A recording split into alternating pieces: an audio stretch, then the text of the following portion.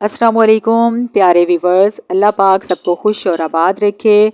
Viewers, आज हम बनाएंगे बहुत ही क्रिस्पी से मज़ेदार फ्राइज़, वो भी मिनटों में। इस रेसिपी में आपको आलूओं को बार बार धोना नहीं पड़ेगा वीवर्स। तो वीवर्स, मैंने 1 किलो आलू लिए हैं, इनको छीलना नहीं है, ठीक है। इनको आपने पानी के नीचे अच्छे तरीके से वॉश कर लेना है। ये नए जो आलू आए हैं वो वाले हैं, ये आराम से धुल जाते हैं, इनके छिलके ऐसे ही रिमूव हो जाते हैं। इनको अच्छी तरह से मसल कर धो लेंगे, इनके छिलके रिमूव नहीं करेंगे। अब यहाँ पर हम फ्रेंच फ्राइज़ की कटिंग करेंगे, ठीक है। अगर आपके पास फ्राइज़ कटर है तो वेल एंड गुड, उससे आप उसकी कटिंग कर लें। और अगर आपके पास नहीं है तो मैं आपको घरेलू तरीका बताऊंगी। इस तरीके से आपने बस मेरे तरीके से कटिंग कर लेनी है। जिनके पास कटर नहीं है, आपने आलूओं को काट लेना है आधा इंच के बराबर। आलूओं को मैंने काट लिया है, तमाम आलू मेरे कटिंग हो चुके हैं। अब फ्राइज़ की कोटिंग के लिए हम मटेरियल तैयार करेंगे। पहले एक बाउल लेंगे और उसमें डालेंगे 1 कप मैदा, छान कर डालेंगे, ठीक है। और आधा कप बेसन लेंगे। अब इसमें डालेंगे 1 कप कॉर्नफ्लोर। आप चावलों का आटा भी ले सकते हैं। ढेर सारे फ्रेंच फ्राइज़ बनाएं और बच्चों को खुश कर दें। बस रेशो आपने यही रखनी है, ठीक है। मैंने इसमें 1 टीस्पून नमक डाला है और मोटी कुटी हुई लाल मिर्च डाली है 1 टीस्पून। काली मिर्च का पाउडर भी 1 टीस्पून डाला है।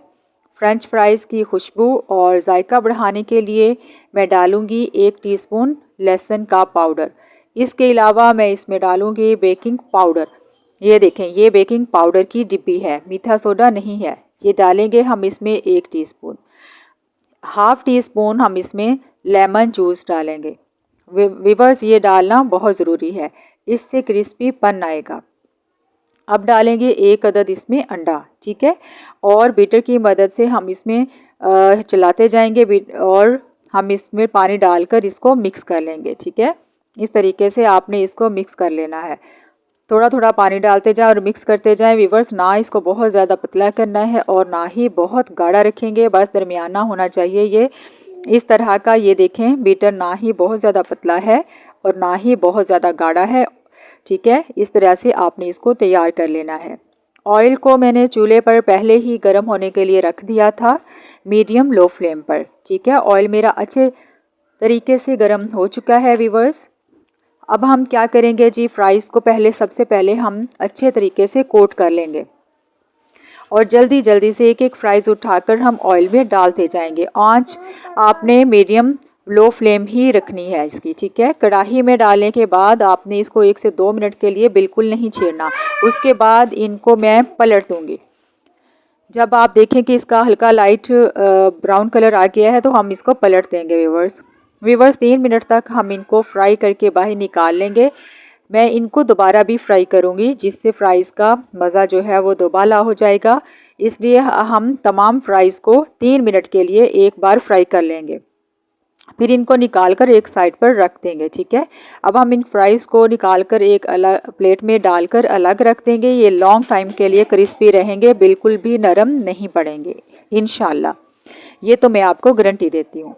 बस एक बार मेरे तरीके से आप फ्राइज़ बनाकर देखें, आपको मज़ा आ जाएगा। वीवर्स, मैं आपके लिए इतनी मज़े की आसान रेसिपीज़ लेकर आती हूँ, तो आप मेरे चैनल को सब्सक्राइब कर दें और अगर वीडियो अच्छी लगी हो तो लाइक कर दें। आप सबका बहुत शुक्रिया। ये सारे फ्राइज़ को हम एक बार फ्राई कर चुके हैं, ठीक है। अब हमने इनको दोबारा फ्राई करना है।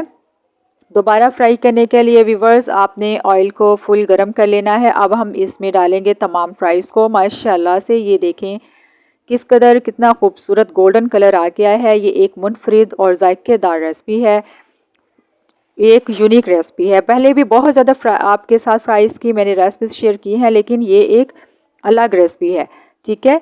फ्राइज़ की जो भी आपके ये फ्राइज़ खाएगा इंशाल्लाह आपसे बार बार फरमाइश करेगा। आप इसको ज़रूर ट्राई कीजिएगा। अब हम इन तमाम फ्राइज़ को एक बड़े ट्रे में निकाल लेंगे। देखें वीवर्स, माशाल्लाह से क्रंची फ्राइज़ हमारे तैयार हैं।